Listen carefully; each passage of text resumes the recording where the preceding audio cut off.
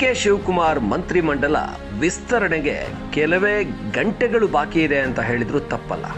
August 6ಕ್ಕೆ ವಿಧಾನಸಭೆ ಅಧಿವೇಶನವನ್ನು ಮುಂಗಾರು ಅಧಿವೇಶನ ನಡೆಸೋದಕ್ಕೆ ಹೊರಟಿರುವಂಥ ಸರ್ಕಾರ ಆದಷ್ಟು ಬೇಗ ಈ ಆಷಾಢದಲ್ಲೇ ಇಲ್ಲ ಆಷಾಢದ ಮೊದಲೇ ರಾಹುಲ್ ಗಾಂಧಿ ಅವರ ಒಪ್ಪಿಗೆಯ ಜೊತೆಗೆ ಹೈಕಮಾಂಡ್ನ ಸಹಿಯೊಂದಿಗೆ ವಿಸ್ತರಣೆಯನ್ನು ಮಾಡೋದಕ್ಕೆ ಹೊರಟಿದೆ. 20 ಸಚಿವರನ್ನು ಡಿ ಕೆ ಶಿವಕುಮಾರ್ ಅವರ ಮಂತ್ರಿಮಂಡಲಕ್ಕೆ ತಗೊಳ್ಳುವಂಥ ಸಾಧ್ಯತೆ ಇದೆ. ಅದರಲ್ಲಿ ಕೆಲವನ್ನ ಉಳಿಸ್ಕೊಳ್ಬೋದು. ಆದರೆ ಚಿಕ್ಕಮಗಳೂರಿನಿಂದ ಯಾರಿಗೆ ಮಂತ್ರಿ ಸ್ಥಾನ ಸಿಗುತ್ತೆ? KJ ಜಾರ್ಜ್ ಅವರು ಇತ್ತೀಚೆಗೆ ಬಂದಾಗ ಹೇಳಿ ಹೋಗಿದ್ರು, ಚಿಕ್ಕಮಗಳೂರಲ್ಲಿ 5 ಕೂಡ ಕಾಂಗ್ರೆಸ್ ಗೆದ್ದಿದೆ, ಒಂದು ಮಂತ್ರಿ ಸ್ಥಾನ ಸಿಗುತ್ತೆ ಚಿಕ್ಕಮಗಳೂರಿಗೆ ಅಂತ. ಅದಾದ ನಂತರ ಬಂದ ಕಾಂಗ್ರೆಸ್ನವರೆಲ್ಲರೂ ಕೂಡ ಚಿಕ್ಕಮಗಳೂರಿಗೆ ಒಂದು ಮಂತ್ರಿ ಸ್ಥಾನ ಸಿಗಲೇಬೇಕು, ಈ ಬಾರಿ ಕಾಂಗ್ರೆಸ್ಗೆ ಸಂಪೂರ್ಣ ಕ್ಲೀನ್ ಸ್ವೀಪ್ ಮಾಡಿಕೊಂಡಿರುವಂಥ ಜಿಲ್ಲೆ ಇದು. ಸಹಜವಾಗಿ ಚಿಕ್ಕಮಗಳೂರು, ಉಡುಪಿ ಅಂತ ಬಂದಾಗ ಇಲ್ಲಿವರೆಗೂ ಕೂಡ ಒಂಥರ BJPಯ ಭದ್ರಕೋಟೆ ಆಗಿರ್ತಾ ಇತ್ತು ಜಿಲ್ಲೆ. ಲೋಕಸಭೆಯಲ್ಲಂತೂ BJP ಪರವಾಗಿ ಇದ್ದಂಥ ಜಿಲ್ಲೆ. CT ರವಿ ಅವರ ಪ್ರಭಾವ ಜಾಸ್ತಿ ಇತ್ತು. ಆದರೆ ಈ ಬಾರಿ CT ರವಿನೇ 2023ರಲ್ಲಿ ಸೋತು ಹೋಗ್ಬಿಟ್ರು. ಹಾಗಾಗಿ ಇಲ್ಲಿ ಕಾಂಗ್ರೆಸ್ನ ಶಕ್ತಿ ಹೆಚ್ಚಾಗಿದೆ. ಮತ್ತಷ್ಟು ಹೆಚ್ಚಿಸಬೇಕು ಅಂತ ಹೇಳಿದರೆ ಇಲ್ಲಿಗೊಂದು ಮಂತ್ರಿ ಸ್ಥಾನ ಕೊಡಬೇಕು ಅನ್ನುವಂಥ ಲೆಕ್ಕಾಚಾರ ಕೂಡ ಇದೆ. ಆದರೆ ಯಾರಿಗೆ ಸಿಗುತ್ತೆ ಅನ್ನೋದು ಪ್ರಶ್ನೆ. ಇಲ್ಲಿ ಮಹಿಳಾ ಕೋಟಾದಡಿ ನಯನಾ ಮೋಟಮ್ಮ ಅವ್ರಿಗೇನಾದರೂ ಸಿಕ್ಬಿಡುತ್ತಾ? ಮೊದಲ ಬಾರಿ ಶಾಸಕಿ, ಸಿಗೋ ಸಾಧ್ಯತೆ ಕಡಿಮೆ ಅಂತ ಅನ್ನಿಸ್ತಾ ಇದ್ರು ಕೂಡ ಮಹಿಳೆಯರಿಗೆ ಪ್ರಾತಿನಿಧ್ಯ ಕೊಡುವಂಥ ವಿಚಾರದಲ್ಲಿ ನಯನಾ ಮೋಟಮ್ಮ ಅವರು ಭಾರಿ ಪ್ರಭಾವ ಬೀರ್ತಾ ಇದ್ದಾರೆ ಅನ್ನೋದು ಒಂದು ಕಡೆ. ಆದರೆ ಇನ್ನೊಬ್ಬ ಮಹಿಳೆಗೆ ಇಲ್ಲಿ ಸಚಿವ ಸ್ಥಾನ ಸಿಗುತ್ತೆ ಅನ್ನೋದು ಕೂಡ ಆಗ್ತಾ ಇರುವಂಥ ಚರ್ಚೆ. ಸೊ ಇಲ್ಲಿ ನಯನಾ ಮೋಟಮ್ಮ ಅಲ್ಲದೆ ಇನ್ಯಾರಿದ್ದಾರೆ? ಇಲ್ಲಿ ಗೆದ್ದಿರುವಂಥದ್ದು ಶೃಂಗೇರಿಯಿಂದ ರಾಜೇಗೌಡರು. ಸದ್ಯಕ್ಕೆ ಅದೊಂದು ಆ ಕಡೆ ಈ ಕಡೆ ಆಗ್ತಾ ಇರುವಂಥ ಒಂದು ಶಾಸಕ ಸ್ಥಾನ. ಆ ಕಡೆ ಜೀವರಾಜ್ ಅವ್ರಿಗಾಗುತ್ತೋ, TDR ಮತ್ತೆ ಮುಂದುವರಿತಾರೋ, ಈ ಒಂದು ಏರುಪೇರಿನಲ್ಲಿರುವಂಥದ್ದು. ಅದರ ಜೊತೆಗೆ ಚಿಕ್ಕಮಗಳೂರಿನಲ್ಲಿ ತಮ್ಮಯ್ಯ ಗೆದ್ದಿದ್ದಾರೆ, ಮೊದಲ ಬಾರಿ ಗೆದ್ದಿರುವಂಥದ್ದು. ಇವರಿಗೆ ಸಿಗೋ ಸಾಧ್ಯತೆಗಳು ತೀರಾ ಕಡಿಮೆ. ಅವರಲ್ಲಿ ಡಿಮಾಂಡ್ ಮಾಡುವ ಸಾಧ್ಯತೆಗಳು ಕಡಿಮೆನೇ ಇದೆ. ಇನ್ನು ತರೀಕೆರೆ ಶ್ರೀನಿವಾಸ್ ಮಾತ್ರ ಸ್ವಲ್ಪ ಡಿಮಾಂಡ್ ಮಾಡ್ತಾ ಇದ್ದಾರೆ, ಸಿಕ್ಕಿದ್ರೆ ಸಿಗಲಿ ಅವಕಾಶ ಅನ್ನುವಂಥದ್ದು. ಯಾಕೆಂದರೆ ಅವರು 2013ರಿಂದ ಕೂಡ 13ರಲ್ಲಿ ಗೆದ್ದವರು, ಮತ್ತು 18ರಲ್ಲಿ ಸೋತಿದ್ರು. ಸಹಜವಾಗಿ ಕಾಂಗ್ರೆಸ್ ಗೆದ್ದಿದ್ದಾರೆ. ಕಾಂಗ್ರೆಸ್ ಅಧಿಕಾರ ಕಳ್ಕೊಂಡಾಗ ಅವರು ಇರಲಿಲ್ಲ.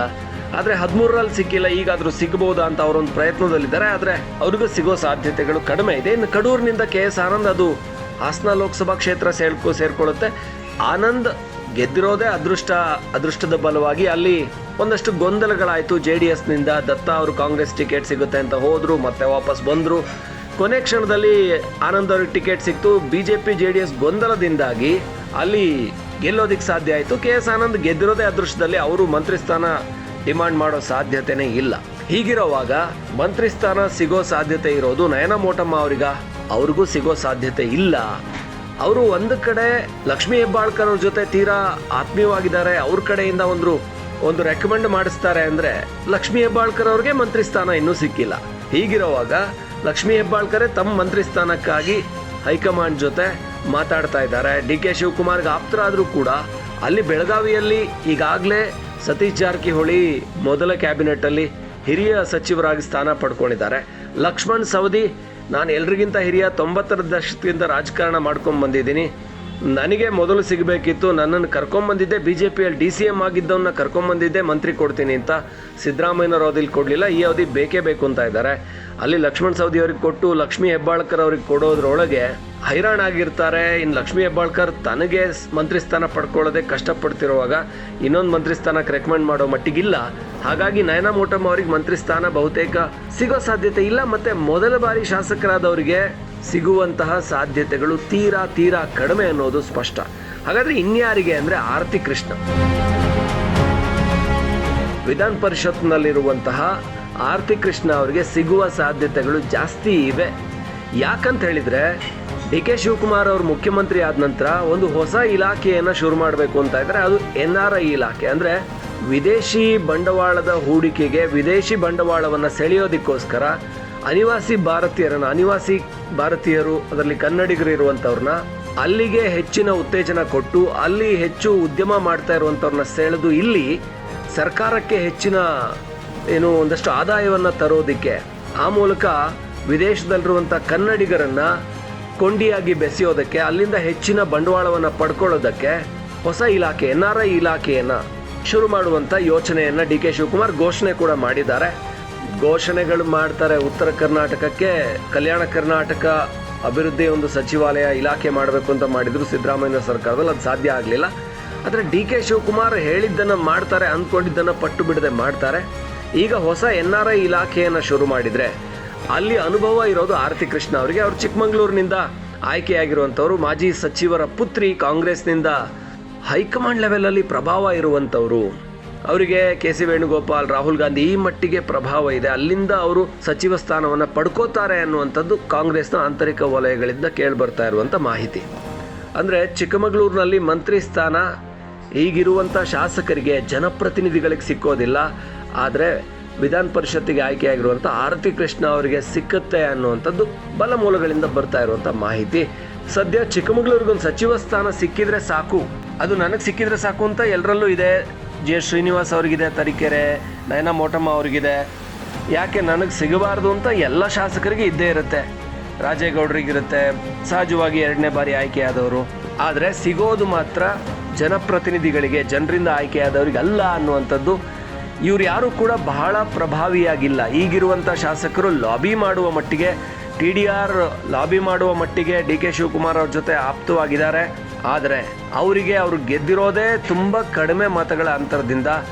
ಆ ಕಡಿಮೆ ಮತಗಳ ಅಂತರದಲ್ಲಿ ಗೆದ್ದಿದ್ದು 100 ಚಿಲ್ಲರೆ ಮತಗಳ ಅಂತರದಲ್ಲಿ ಗೆದ್ದಿದ್ದು ಸುಪ್ರೀಂ ಕೋರ್ಟಲ್ಲಿ ಹೋಗಿ ಅಲ್ಲಿಂದ ಮತ್ತೆ ಮರು ಎಣಿಕೆ ಆಗಿ ಮತ್ತೆ ಒಂದ್ಸಾರಿ ಜೀವರಾಜ್ ಅವ್ರ ಸಚಿವರು ಅಂತ ವಿಧಾನಸಭಾ ಸ್ಪೀಕರ್ ಅವರಿಗೆ ಶಾಸಕ ಸ್ಥಾನದ ಒಂದು ಸರ್ಟಿಫಿಕೇಟನ್ನು ಕೊಟ್ಟಿದ್ದು ಆಯಿತು. ಆಮೇಲೆ ಮತ್ತದು ಟರ್ನ್ ಆಗಿ ಮತ್ತೆ ಸುಪ್ರೀಂ ಕೋರ್ಟ್ ತಡೆ ನೀಡಿ ಈಗ ಮತ್ತೊಮ್ಮೆ ಅದು TDR ಅವ್ರ ಕೈಯಲ್ಲ ಇದೆ, TD ರಾಜೇಗೌಡರು. ಸೊ ಈ ಗೊಂದಲದಲ್ಲಿ ಅವ್ರಿಗೆ ಸಿಗುವ ಸಾಧ್ಯತೆಗಳು ಕಡಿಮೆ.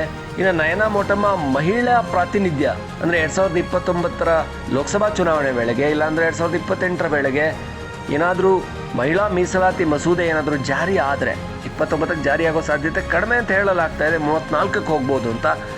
ಇನ್ ಕೇಸ್ ಏನಾದರೂ ಜಾರಿ ಆದರೆ, ಅಥವಾ 34ರ ವೇಳೆಗೆ ಮಹಿಳಾ ಪ್ರಾತಿನಿಧ್ಯ ಹೆಚ್ಚಿಸ್ಕೊಳ್ಬೇಕು ಅಂದರೆ, ಮಹಿಳಾ ಶಾಸಕಿಯರನ್ನು, ಮಹಿಳಾ ನಾಯಕರನ್ನು ಹೆಚ್ಚು ಬೆಳೆಸಬೇಕು ಅಂತ ಹೇಳಿದರೆ, ಈಗ ಮಹಿಳೆಯರಿಗೆ ಹೆಚ್ಚಿನ ಅವಕಾಶಗಳನ್ನು ಅದು ಸಂಪುಟದಲ್ಲಿರ್ಬೋದು, ಇಲ್ಲಾಂದರೆ ಶಾಸಕ ಸ್ಥಾನದಲ್ಲಿರ್ಬೋದು ಕೊಡಬೇಕು ಅನ್ನೋಂಥದ್ದು. ಯಾಕೆಂದರೆ ಕಳೆದ ಬಾರಿ ಕಾಂಗ್ರೆಸ್ ನಾವು ಲೋಕಸಭೆಯಲ್ಲಿ ನೋಡಿದರೆ ಅತ್ಯಂತ ಹೆಚ್ಚು ಮಹಿಳೆಯರನ್ನು ಕಣಕ್ಕಿಳಿಸಿತ್ತು.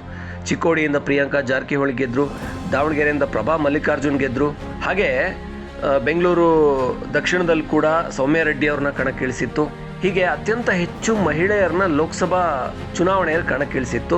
ಹಾಗೆ ಮಹಿಳೆಯರಿಗೆ ಹೆಚ್ಚಿನ ಅವಕಾಶಗಳನ್ನು ಕೂಡ ಕಾಂಗ್ರೆಸ್ ಕೊಡ್ತಾ ಇದೆ ಅನ್ನೋದು ಕಾಣಿಸ್ತಾ ಇದೆ. ಹಾಗಾಗಿ ಮಂತ್ರಿ ಸ್ಥಾನದಲ್ಲಿ ಕೂಡ ಏನಾದರೂ ಲಕ್ಷ್ಮೀ ಹೆಬ್ಬಾಳ್ಕರ್ ಅವರ ಜೊತೆಗೆ ಅಲ್ಲಿ ರೂಪಕಲಾ ಶಶಿಧರ್ ಅವ್ರಿಗೆ ಕೊಡಬೇಕು ಅಂತ ಅಂದ್ಕೊಂಡ್ರು ಕೂಡ, ಅಂದರೆ KH ಮುನಿಯಪ್ಪ ಅವ್ರ ಪುತ್ರಿ KH ಮುನಿಯಪ್ಪ ಅವ್ರಿಗೆ ಕೊಟ್ಟಿದ್ದಾಗಿದೆ ಆಲ್ರೆಡಿ. KH ಮುನಿಯಪ್ಪ ಅವ್ರಿಗೆ ಕೊಟ್ಟಿದ್ರಿಂದ ಅವ್ರ ಮಗಳಿಗೆ ಸ್ಥಾನ ಸಿಗೋದಿಲ್ಲ ಅನ್ನೋದು, ಅಪ್ಪ ಮಗಳಿಗೆ ಕೊಡೋಕ್ಕೆ ಸಾಧ್ಯನೇ ಇಲ್ಲ ಒಂದೇ ಸಚಿವ ಸಂಪುಟದಲ್ಲಿ. ಸಿದ್ದರಾಮಯ್ಯನವರೇ ತಮ್ಮ ಸ್ಥಾನ ತ್ಯಾಗವನ್ನು ಮಗನಿಗೆ ಮಂತ್ರಿ ಸ್ಥಾನ ಕೊಡಿಸಿದ್ದಾರೆ. ಇನ್ನು KH ಮುನಿಯಪ್ಪ ಅವ್ರಿಗೆ ಕೊಟ್ಟು ಅವ್ರ ಮಗಳಿಗೆ ಕೊಡ್ತಾರ, ಸಾಧ್ಯ ಇಲ್ಲ. ಹಿರಿಯರು ಇರ್ಬೋದು, KGF ಶಾಸಕಿ ಇರ್ಬೋದು, ಆದರೆ ಸಿಗೋ ಸಾಧ್ಯತೆಗಳು ಇಲ್ಲ. ಇನ್ನು ಬೇರೆಯವರು ಯಾರಾದರೂ ಮಹಿಳೆಯರಿಗೆ ಸಿಗ್ಬೋದಾ? ಈ ಕಲಬುರಗಿಯಲ್ಲಿ ಈಗಾಗಲೇ ಇದ್ದಾರೆ ಕನೀಜ್ ಫಾತಿಮಾ, ಆದರೆ ಕೊಡೋದಕ್ಕೆ ಸಾಧ್ಯತೆಗಳು ಕಡಿಮೆ. ಅಲ್ಲಿ ಈಗಾಗಲೇ ಇಬ್ಬರಿಗೆ, ಶರಣ್ ಪ್ರಕಾಶ್ ಪಾಟೀಲ್ ಹಾಗೆ ಪ್ರಿಯಾಂಕ್ ಖರ್ಗೆ ಅವ್ರ ಸಚಿವ ಸ್ಥಾನ ಸಿಕ್ಕಿದ್ದಾಗಿದೆ. ಮಹಿಳೆಯರಿಗೆ ಸಿಕ್ಕಿದರೆ ತೀರಾ ಕಡಿಮೆ, ಅದರಲ್ಲೂ ಮೊದಲ ಬಾರಿ ಶಾಸಕಿಯಾಗಿರೋ ಸಿಗುವ ಸಾಧ್ಯತೆಗಳಂತೂ ಕಡಿಮೆಯಲ್ಲಿ ಕಡಿಮೆ. ಹಾಗಾಗಿ ಆದರೆ ಚಿಕ್ಕಮಗಳೂರಿಂದ ಆರತಿ ಕೃಷ್ಣ ಅವ್ರಿಗೆ ಅವಕಾಶ ಸಿಗುತ್ತೆ ಅನ್ನೋದು ಕಾಂಗ್ರೆಸ್ನ ವಲಯದಲ್ಲಿ ಕೇಳಿ ಬರ್ತಾ ಇರುವಂಥ ಗುಸುಗುಸು.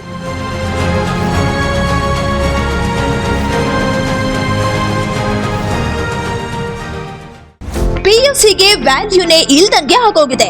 ಇಂಜಿನಿಯರಿಂಗ್ ಮಾಡಿದ್ರು ಒಳ್ಳೆ ಜಾಬ್ ಇಲ್ಲ, ಡಿಗ್ರಿ ಮುಗಿಸಿದ್ರು ಸರಿಯಾದ ಕೆಲಸನೇ ಸಿಗ್ತಿಲ್ಲ, ಮಾಸ್ಟರ್ ಡಿಗ್ರಿ ಮಾಡಿ ಮನೇಲೇ ಇರೋ ಹಾಗಾಗಿದೆ. ಹಾಗಾದ್ರೆ ನಾವು ಓದಿದ್ದು ಸುಮ್ನೆನಾ?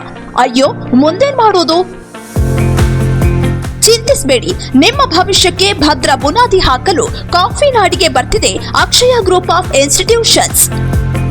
ಚಿಕ್ಕಮಗಳೂರಿನಲ್ಲಿ ಪ್ರಪ್ರಥಮ ಬಾರಿಗೆ ಏವಿಯೇಷನ್ ಹಾಗೂ ಫ್ಯಾಷನ್ ಡಿಸೈನ್ ಪರಿಚಯಿಸುತ್ತಿರುವ ಏಕೈಕ ಸಂಸ್ಥೆ.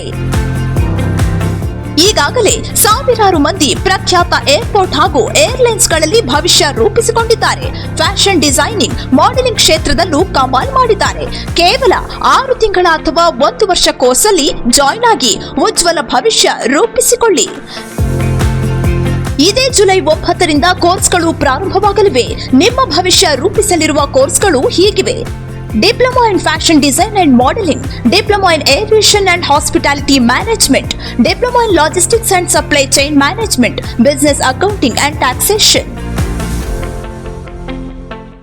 ಇಂತಹ ಇಂತಹ ನೈಜ ಕುತೂಹಲ ಭರಿತ ಸುದ್ದಿಗಳು ನಿಮಗೆ ಸಿಗಬೇಕಂದ್ರೆ ರಾಜ್ಯದ ಪ್ರತಿಷ್ಠಿತ ಜನಪರ ಡಿಜಿಟಲ್ ಸುದ್ದಿ ಮಾಧ್ಯಮ ಪಬ್ಲಿಕ್ ಇಂಪ್ಯಾಕ್ಟ್ ಚಾನಲನ್ನು ಯೂಟ್ಯೂಬ್ನಲ್ಲಿ ಸಬ್ಸ್ಕ್ರೈಬ್ ಮಾಡ್ಕೊಳ್ಳಿ. ವಿಡಿಯೋ ಇಷ್ಟವಾದರೆ ಲೈಕ್ ಮಾಡಿ, ನಿಮ್ಮಿಷ್ಟದವರಿಗೆ ಶೇರ್ ಮಾಡಿ ನಮ್ಮನ್ನು ಪ್ರೋತ್ಸಾಹಿಸಿ. ಹಾಗೆಯೇ ಫೇಸ್ಬುಕ್ನಲ್ಲಿ ಪಬ್ಲಿಕ್ ಇಂಪ್ಯಾಕ್ಟ್ ಫಾಲೋ ಮಾಡೋದನ್ನು, ಇನ್ಸ್ಟಾದಲ್ಲಿ ಜೊತೆಯಾಗೋದನ್ನು ಮಿಸ್ ಮಾಡಬೇಡಿ. ಜಾಹೀರಾತು ಹಾಗೂ ಬಿಸ್ನೆಸ್ ಪ್ರಮೋಷನ್ಗಾಗಿ ಸಂಪರ್ಕಿಸಿ 9606037450 ಅಥವಾ 9353224116. ಇದು ಪಬ್ಲಿಕ್ ಇಂಪ್ಯಾಕ್ಟ್, ಜನಶಕ್ತಿಯೇ ನಿರ್ಣಾಯಕ.